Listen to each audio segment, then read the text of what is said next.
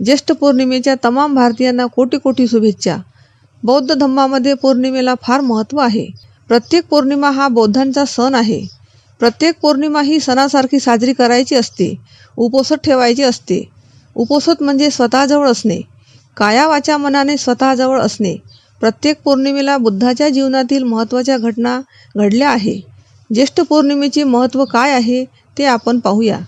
ज्येष्ठ पौर्णिमेला तथागत झाडाखाली बसले होते। त्यांना जे ज्ञान प्राप्त झालं होतं त्याचं चिंतन करत होते। त्यांच्या जवळच्या दुसऱ्या झाडाखाली ब्रह्मदेशाचे 2 व्यापारी तपस्वी आणि भल्लिक हे तिथे भोजन करण्यासाठी बसले होते।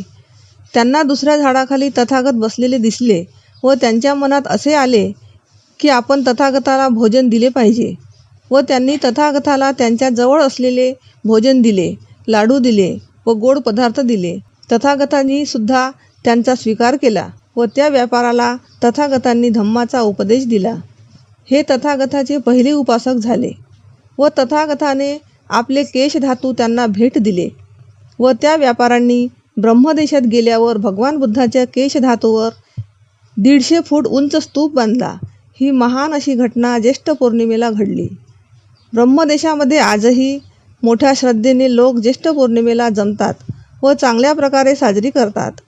दुसरे महत्त्व, सेनानी नावाच्या व्यक्तीची मुलगी सुजाताला तथागत भगवान बुद्धाने धम्माचा उपदेश दिला।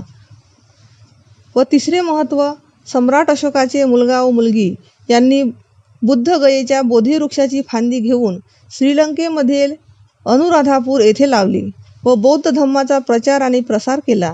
त्यामुळेच तिथे बौद्ध धम्म प्रस्थापित झाला व श्रीलंकेमध्ये आजही बौद्ध धम्म प्रगतीपथावर आहे। अशा महत्त्वपूर्ण घटना ज्येष्ठ पौर्णिमेला घडल्या आहे। त्यामुळे ज्येष्ठ पौर्णिमा ही आपल्यासाठी महत्त्वाची आहे। पुन्हा एकदा ज्येष्ठ पौर्णिमेच्या कोटी कोटी शुभेच्छा व्यक्त करते। इथेच थांबते। जय भीम, नमो बुद्धाय।